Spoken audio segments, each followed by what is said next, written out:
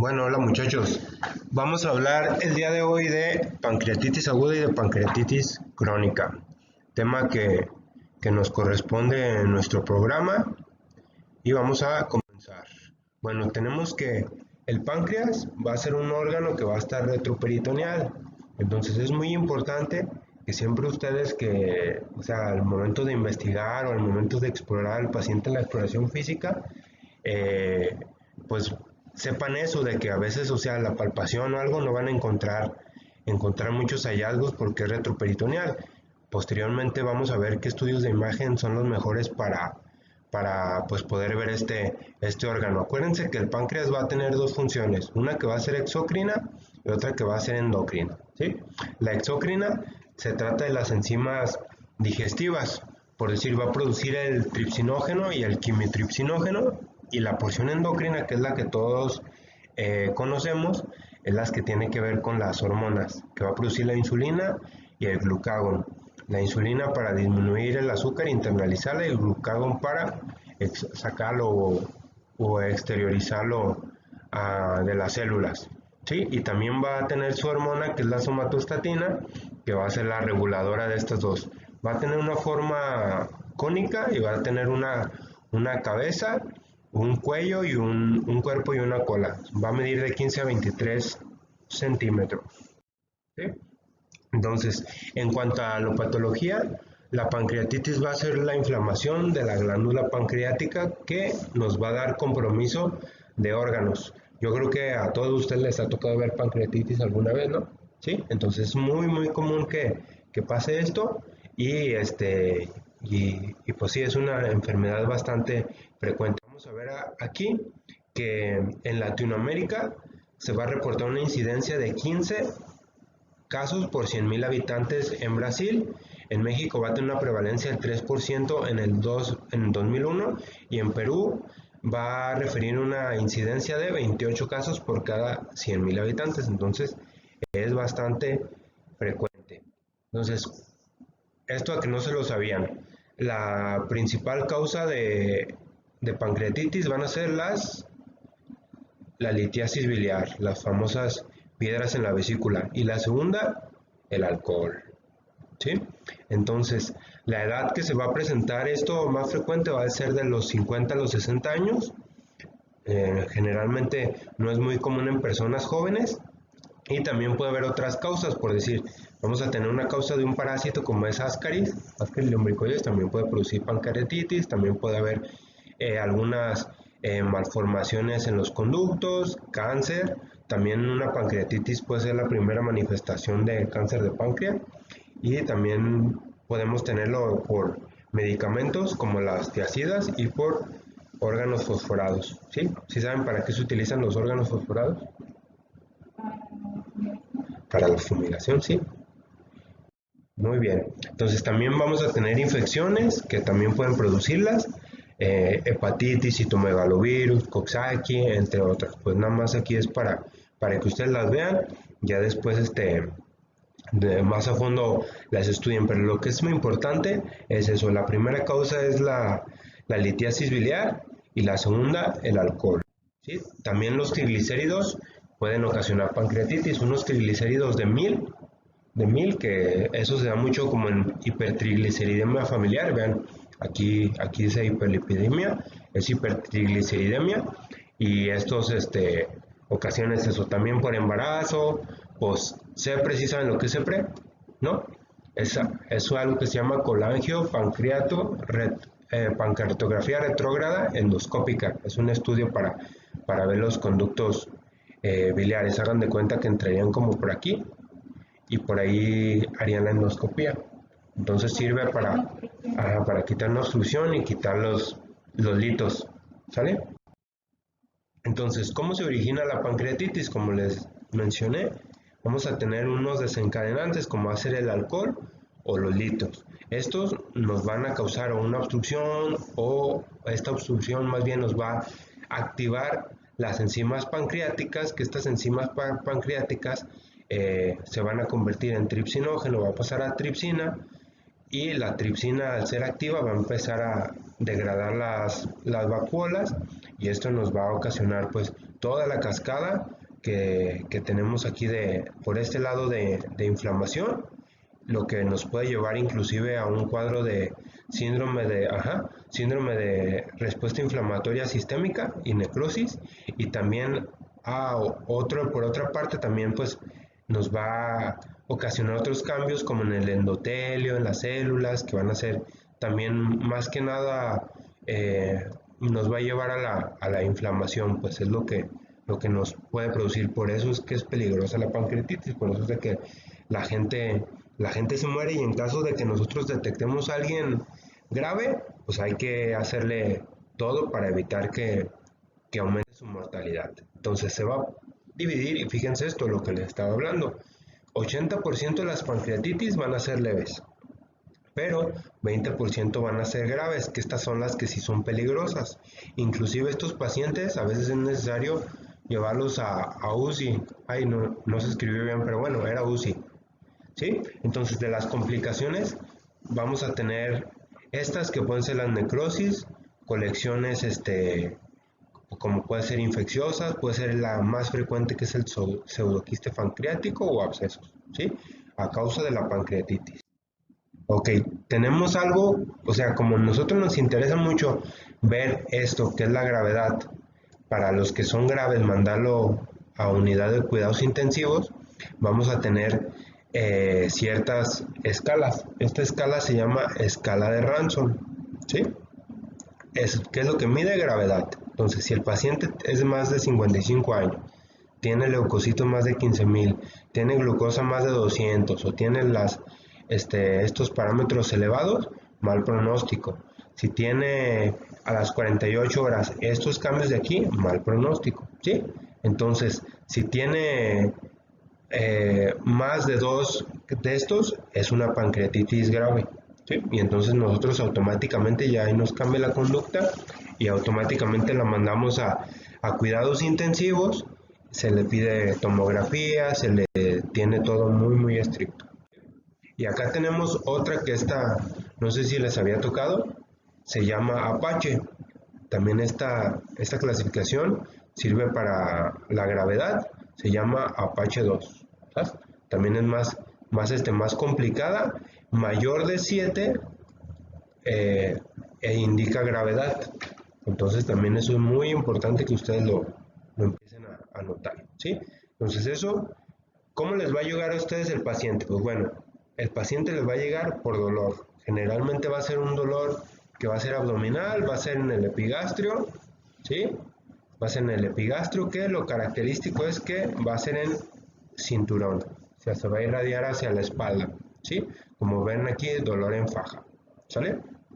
También vamos a tener otros cambios, como van a ser, aquí están en la frecuencia, si se fijan, el más frecuente es dolor abdominal. Vamos a tener anorexia, que también es muy frecuente.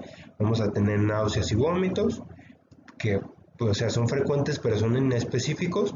Y también vamos a tener algunos otros, por decir, podemos tener un paciente con ictericia, si es una pancreatitis obstructiva.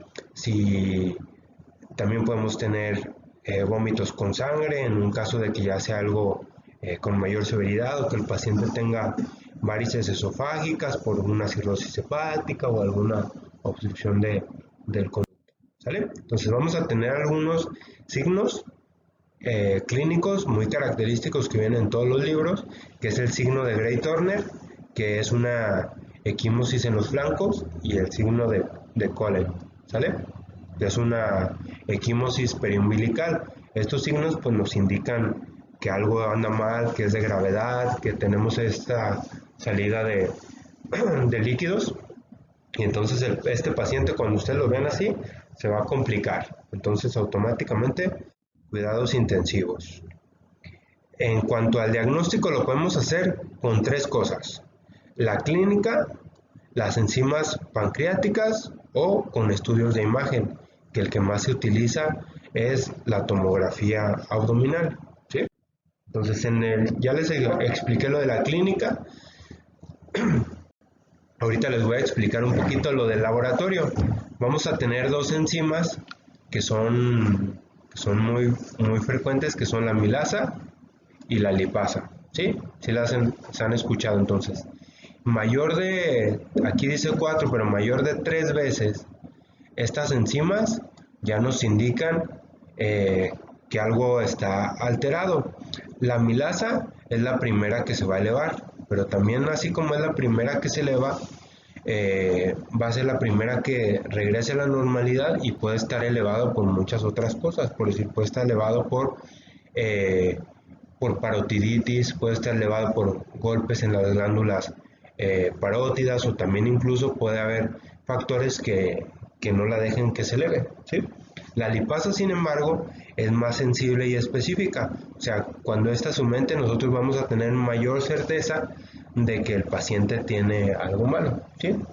Esta tarda más en elevarse, y por lo mismo que tarda más en elevarse, también tarda en disminuir. Sí, es más sensible y más específica. También le vamos a pedir otras cosas. De aquí de lo importante es la proteína C reactiva, que esta, si está aumentada más de 150, nos indica gravedad. Es la que nos va a guiar mucho a la evolución del paciente. En la imagen, nosotros aquí tenemos unas radiografías, aquí tenemos una asa centinela de este lado, y aquí tenemos estas calcificaciones. No sé si la alcanzan a ver. Estas son unas calcificaciones intrapancreáticas. Entonces, esto va más como con pancreatitis crónica, pero pues si el paciente tuvo episodios, pues también hay que sospecharla, ¿sí? También estos signos pues ya son signos de que nos indican cronicidad y gravedad. También podemos pedir un eco o un ultrasonograma, que este eco lo que nos sirve es principalmente para ver la vesícula y la vía biliar. Si nosotros detectamos ahí que hay litos, pues ya encontramos prácticamente la causa. Entonces, fíjense aquí, también podemos encontrar algunas malformaciones en los conductos, algunas estenosis, etcétera, etcétera. Pero lo que más nos va a servir va a ser para los litos. En cuanto a la tomografía, va a haber también una clasificación que se llama clasificación de Baltasar, en la cual, dependiendo de los cambios que tengamos, nosotros le vamos a dar un número, y dependiendo del porcentaje de necrosis se le va a dar, valga la redundancia, un porcentaje, y también nos va a servir para nosotros orientarnos y ver cuáles se nos pueden complicar. Por decir un ejemplo, el grado B dice que vamos a tener un aumento difuso de la glándula, en la cual no se aprecia muchos datos de gravedad, más sin embargo, observen en el grado E que tenemos múltiples colecciones líquidas. Entonces ahí ya nos está hablando inclusive de gas, o sea, ya nos puede estar hablando también de necrosis. ¿Qué es lo que le vamos a hacer al paciente? Pues bueno, generalmente el manejo va a ser médico. Primero se comienza con reposo alimenticio, con ayuno. Hay que reponerle líquidos porque puede haber un secuestro de líquidos. Entonces el paciente va a estar hipovolémico, ¿sí? En casos graves, aquí hay que valorar la colocación de una sonda. En los casos graves, utilizar una sonda nasoyeyunal, y también muy importante la analgesia, porque estos pacientes van a estar con bastante dolor. Podemos utilizar analgésicos como se encuentran aquí, la meperidina y metamizol. También podemos utilizar opioides, pero ciertos opioides, por ejemplo la buprenorfina y la meperidina, que también es opioide, sí los podemos utilizar, pero otros no los podemos utilizar porque ocasionan una contracción del esfínter, y esa contracción del esfínter nos puede agravar el cuadro, ¿vale? Entonces también vamos a tener, podemos utilizar antieméticos en caso de que sea necesario, la sonda, lo que les decía, y antibióticos. Generalmente se suelen utilizar antibióticos de amplio espectro, como el imipenem, que es un carbapenémico que es de amplio espectro, y lo que les comentaba, si nosotros valoramos que es grave, no nos vamos a esperar hasta que sea grave, sino que los vamos a mandar a su unidad de cuidados intensivos, ¿sí? Ok, entonces, generalmente la tomografía se le va a solicitar a todos los pacientes que no estén muy estables.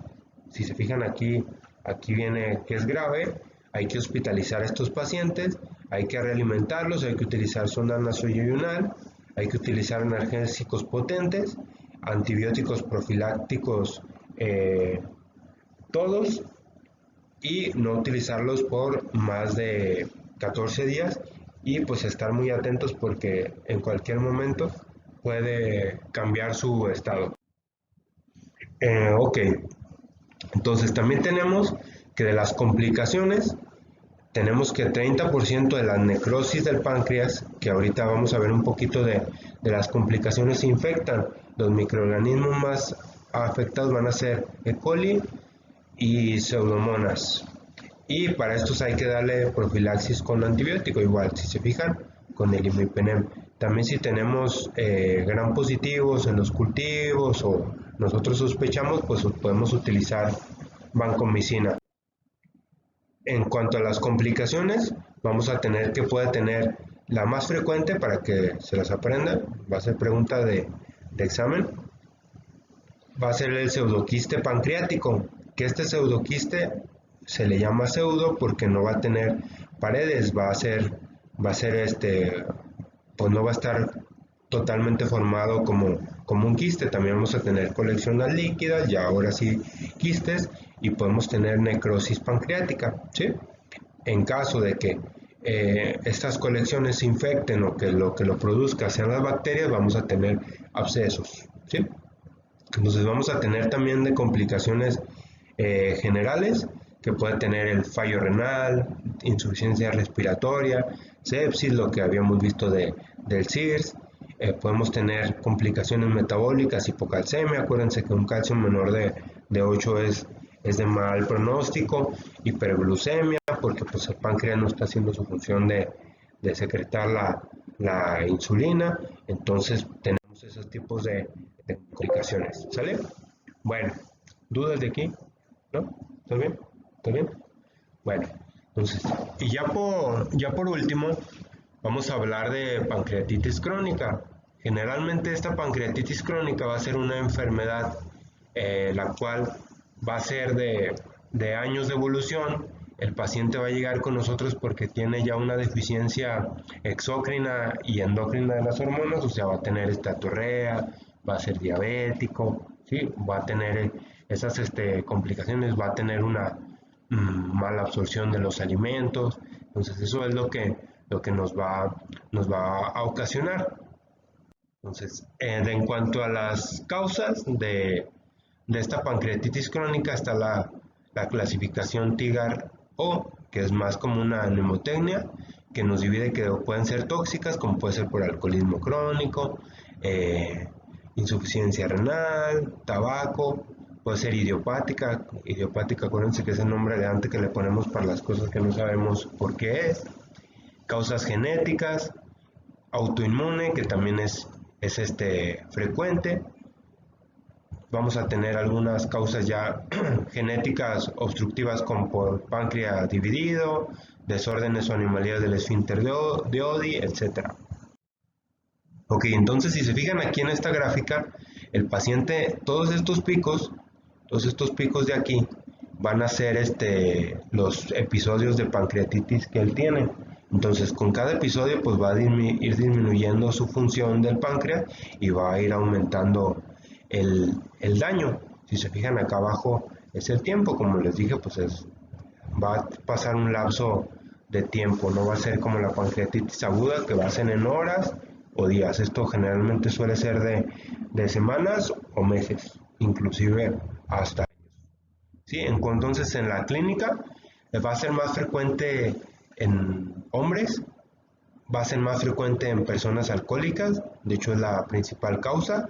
10 a 20% de las veces va a ser idiopático, no se va a encontrar una causa. ¿Y qué es lo que nosotros vamos a encontrar? Vamos a tener, igual que en la pancreatitis aguda, dolor abdominal, el cual va a ser más leve, va a ser crónico, va a ser paroxístico.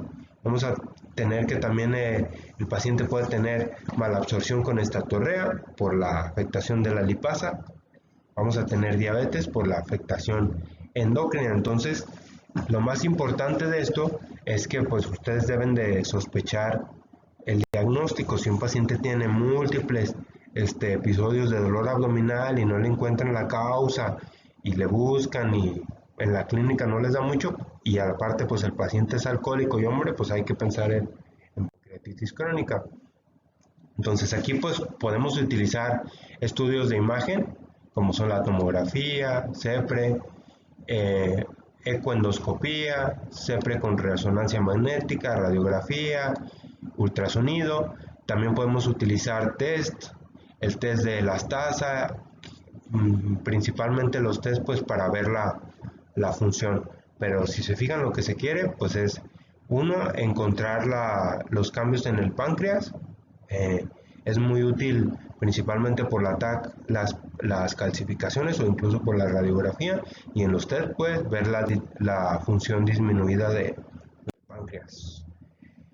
Y pues también podemos tener ciertas complicaciones como el pseudoquiste pancreático, pues diabetes, malabsorción, dolor crónico, calcificaciones pancreáticas, ascitis. También puede ser causa de que nosotros tengamos que hacer una extracción de líquido eh, por esta enfermedad. Y el tratamiento, pues obvio, si la primera causa es el alcohol, pues hay que suprimir el alcohol, que el paciente retire ese hábito. Hay que tomar medidas dietéticas. No es muy importante disminuir mucho las grasas. ¿Por qué? Porque le vamos a dar sus enzimas. Hagan de cuenta, con esto de aquí, si el paciente tiene falta de enzimas, pues nosotros le podemos dar enzimas como si fueran fármacos, que sí las hay, que principalmente es la lipasa. También es importante, si el paciente tiene ya diabetes, pues tratar la enfermedad, y si es necesario, pues administrar insulina. El manejo del dolor, que en estos pacientes es lo que más va a ser molesto para ellos. Si en caso de que haya estenosis o de que haya alguna cosa que nos esté produciendo algo crónico, pues la cirugía, por decir, si tiene litos en los conductos y ya está teniendo episodios repetitivos, pues hay que hacer la extracción, o si hay alguna estenosis, pues colocar ahí un stent. Y pues nada, siempre es muy importante estar al pendiente de cualquier cambio que pueda tener el paciente, pues para que no se deteriore más la función de nuestro páncreas. Y bueno, sería todo. ¿Tengan alguna duda? ¿No?